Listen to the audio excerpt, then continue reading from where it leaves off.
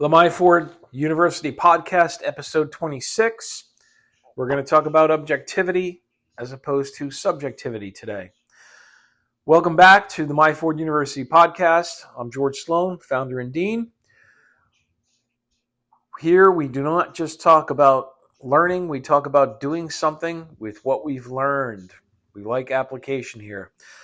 So today's episode is about a concept that sounds kind of simple, but it's incredibly hard in practice.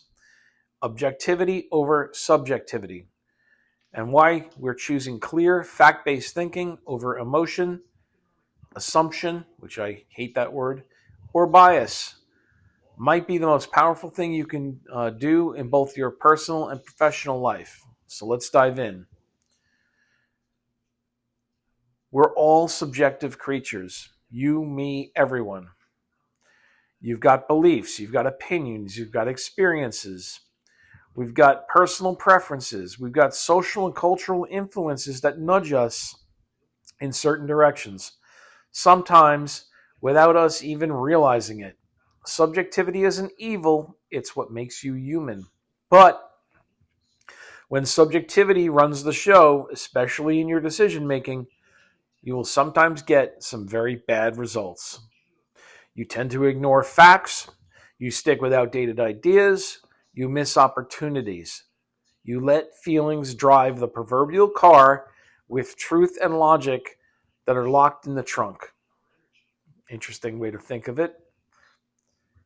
That's why today's message is simple. If you want better outcomes, you need better thinking, and that starts with objectivity. So, what's the difference? I think it's important right now that I'm going to define the terms for you if you're not familiar. So, subjectivity is what you feel about a situation. Emphasis on that word feel. It's emotional, it's instinctive, it's often based on assumptions, social cues, or mental shortcuts. The flip side of the coin is objectivity. This is what the data and the facts say. It's analytical, it's evidence-based. It's about separating what's true from what you wish was true. Okay? You didn't hear the word assumptions in there. Here it goes to, again, my NASIC model, where I speak about the idea, no assumptions. You want to suspect, investigate, and conclude. It's very objective. So let me give you an example.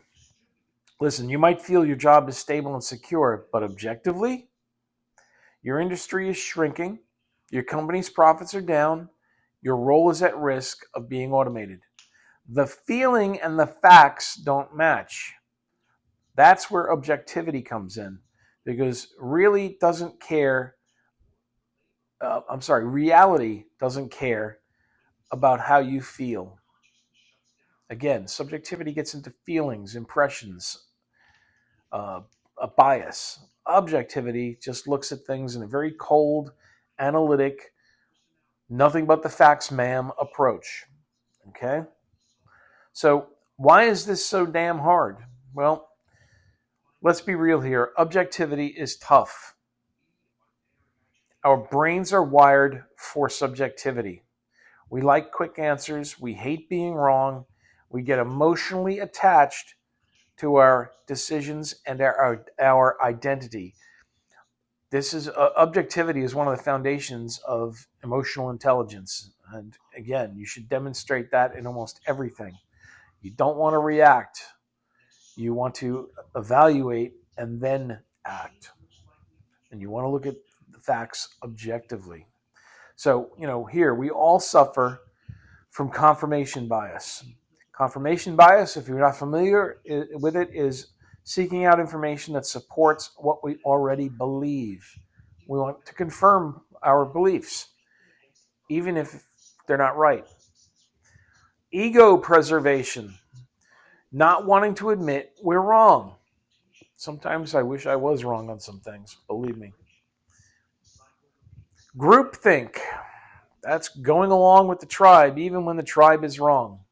Again, I've talked about the idea of the emperor's new clothes. Have the courage to say, hey, the guy is naked. even when everyone else is giving glowing reviews of how beautiful his clothing looks because they don't want to stand out. They're conformists. We just talked about that in a recent episode on sometimes being a nonconformist is a good idea. But here's the kicker. You don't grow by being right. You grow by being honest. And sometimes intellectual honesty is required, and being honest with yourself is also required. You grow by following the evidence, even when it challenges you, especially when it challenges you. I've said many times, things change. Sometimes you have to reevaluate and reassess and make new decisions on things. And it may mean that you have to change your old thinking. You just don't have a choice on it. Okay? All right. So, where does objectivity pay off? Well, let's talk about personal life for a second. So, let's talk, a real situation. I'm sure that many of you can identify with it. Let's go with relationships. Are you holding on to a relationship that no longer serves you? Some relationships are toxic, and sometimes you're better off leaving them behind. Objectivity means asking, is this healthy? Is it mutual? Or is it just familiar? If you're too comfortable, it's not a good thing. Sometimes you need to look at it and make a new assessment of it. It could mean that you confirm that you're happy with it. It could mean that you say, hey, this isn't quite right. It's toxic. How about your health? Hey, you feel fine. That's great, but what do your lab results say? I know someone that actually cheats. They clean up their act for a week or two before they go for the lab results, and I've said, kind of defeats the purpose now, doesn't it? You should be doing that other approach all the time. So what does your sleep, your energy, your weight, or your mental clarity tell you? Okay. How about your location? Is your hometown still the best place for your goals? Or are you there just out of habit and, being familiar and comfortable? Sometimes you got to change things. That's how you grow. How about your diet and your habits? Are your choices working for you, or are they just comfortable? In all of these cases, objectivity helps you clarify and act on reality, not just your emotions and feelings. All right, let's talk objectivity at work and in business. This is where objectivity becomes a serious advantage, and you'll see why in a second. Let's talk career. You might love your role, but is there growth? Are you learning? Or are you just doing the same old thing? I hate getting into a rut myself. Is it aligned with your goals? Or are you just comfortable and stuck? Be objective. Be honest with yourself. How about business? You might think your product idea is a home run, but have you tested the market? What does your customer actually want? What does the data say? Some people will say nice things, but their behaviors and actions show you something totally different. Too many businesses have fallen into this because the founder believed the story more than the signal. This is why I always say get customer feedback as much as you can. How about leadership? The best leaders don't make decisions based on ego. They look at the facts, even when it's uncomfortable. Because guess what? Reality doesn't flinch. Reality just is. Let that sink in for a second. Also, you might be saying, oh, well, what can I do in terms of a framework? Well, we're going to give you one. I'm going to give you sort of a step-by-step here to help you. I've got 5 steps that can help you be more objective in your thinking. Okay, so here's the simple tool to get you going on this, whether it's your next big decision or even your lunch choice. I mean, you can use it.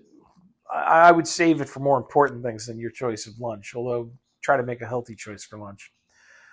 Number 1, don't assume the answer. God, I hate assumptions.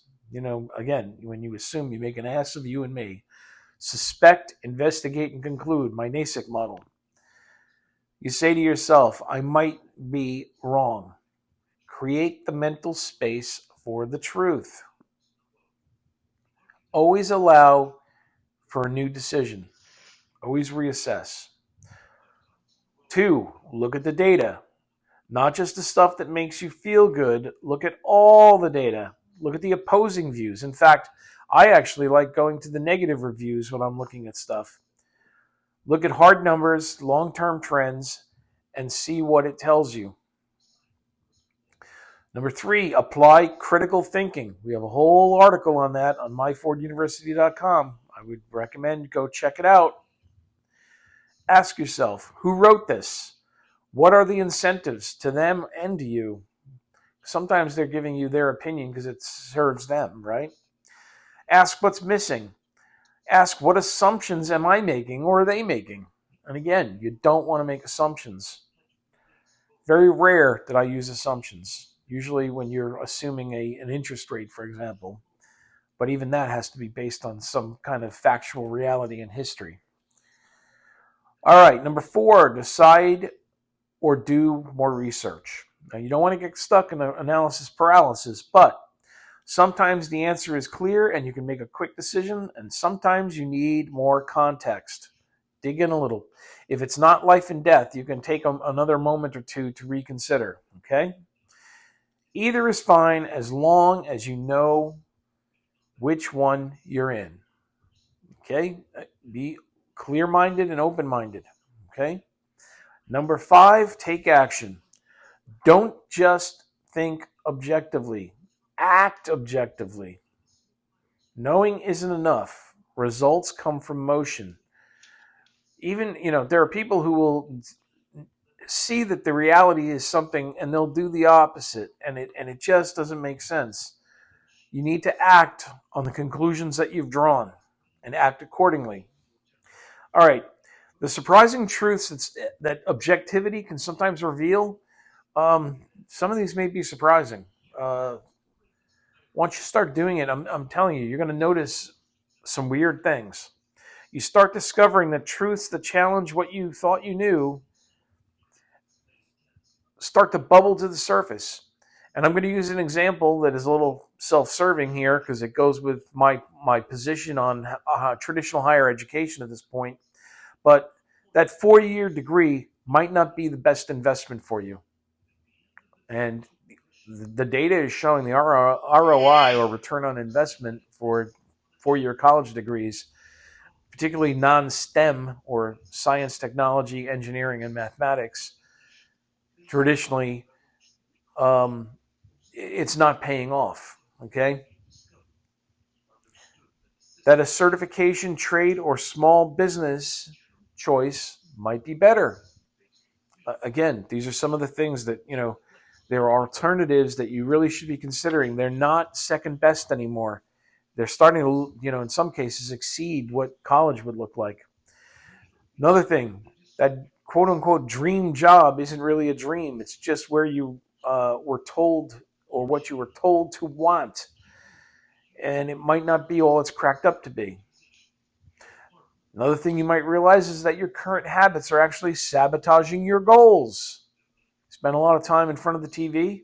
Hopefully you're doing stuff that's learning stuff, not watching the Kardashians or Housewives series. You might also realize that you've outgrown your current environment and it's time to move.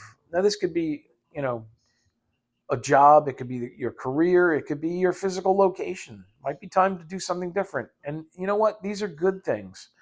You need to stretch. You need to grow.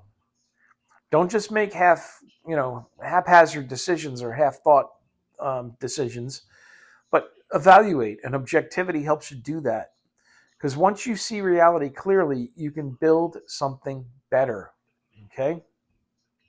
All right, so here's some final thoughts. Truth is greater than comfort. At My Ford University, we believe truth is definitely greater than comfort. So if you're getting too comfortable, you might be stagnating, and that's not a good thing. We're not here to protect your feelings. We're here to sharpen your thinking. We do a lot of thinking models here to help you make better choices and decisions.